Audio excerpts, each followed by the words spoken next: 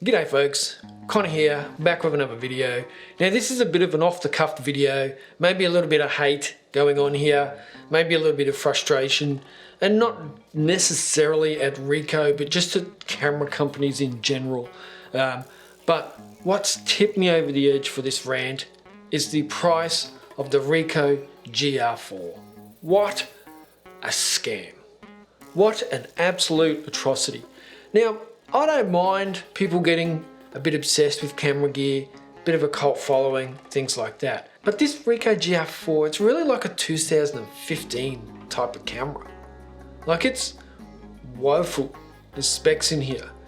And they're marketing it out at 2,200 Aussie dollars. And that's hard for me to get my head around. Like, there's so many people out there that would love to use this camera. And I'm one of them. But I'm not giving you $2,200 for a 2015 point and shoot. Get fucked. If I'm going to drop 2,200 Aussie dollars, I might just drop a little bit more and get the Fujifilm X-E5, which I did do recently. I was actually shopping around for a small, pocketable street photography camera because my Canon is just too big. And I was like, I'll wait for the GR4 to come out. This thing is going to be baller. I can just imagine. The GR3 was pretty good and tempting, but I kind of missed the boat there. So I was like ready to pounce on the GR4. The price came out and the specs were released. And I was like, no. Did they get the specs mixed up with the GR2? I don't understand what's happening here. So massive frustration hit in. And then the Fujifilm X-E5, 3,000 Aussie dollars. I got it reduced 2,500. So only $300 more than the Ricoh GR4. No brainer. Absolute no brainer. And something that pisses me off, and really does piss me off. But if I look at the internet and the YouTubers and the Instagrammers and the Ricoh ambassadors, I think they've been fed some serious snake oil. And apologies to the nice people that actually are ambassadors or getting paid by Ricoh, like whatever. But you guys should have a responsibility to say, hey, this is a rip-off as well. Like, yeah, it's a Ricoh product and I'm an ambassador, but it's a fucking scam. $2,200. I still can't get over it. And I just want to point this out. Like, I'm going to do a comparison here, a rough one. Fujifilm X-E5. 40 megapixel APS-C sensor. Ricoh GR4, 25 megapixel APS-C sensor. Fixed lens. X-E5, interchangeable lenses. And one of the most disgusting specs ever is the video. 1080p, 60 frames per second. Now, even Chris Nichols' wife, I think his name's Jordan, he was like, if you want to do any filming on the GR4, just use your phone. And at that point, you got to say to yourself, yeah, I'm just going to use my phone for the photography and the videography because it's going to be better than the Ricoh GR4. The Fujifilm X-E5 offers 6.2K video.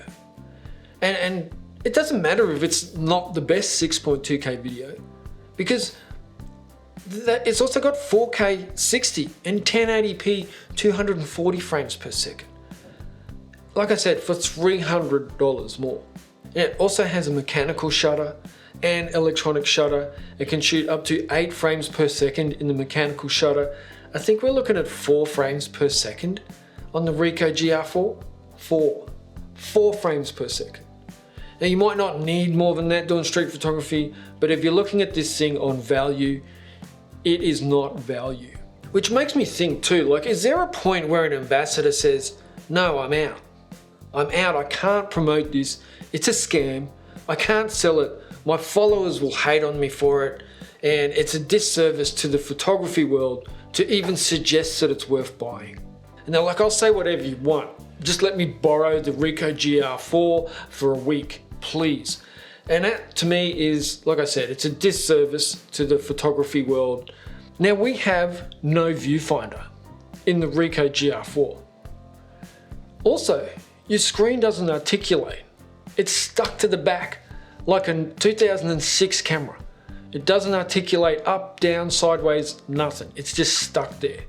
Now, I know I'm ranting again. There is some good things about the Ricoh GR4. The size of it. The size of it is good. I do like that. The other thing I like is the internal storage, 53 gigabytes. I think, look, why doesn't every camera just come with internal storage? I don't get that. Everything else in the world does.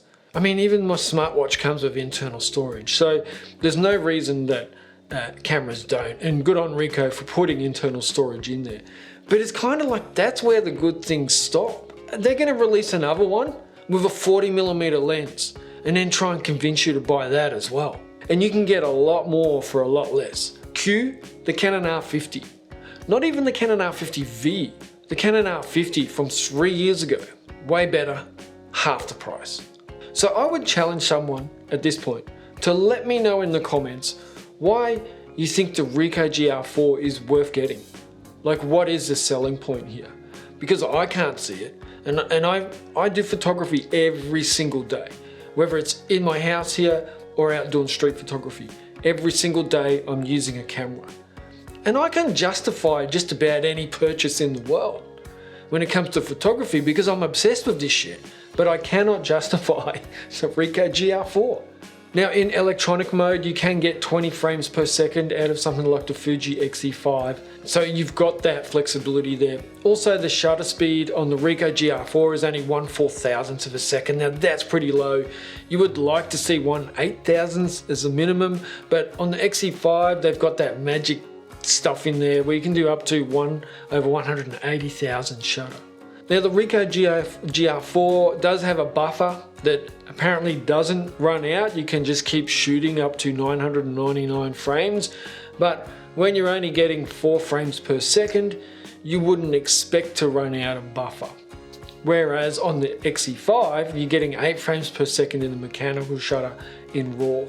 And you can shoot up to 160 photos or something before the buffer runs out and you have to wait a second or two. I'm still stuck. Like, what the hell am I missing? I just don't get it.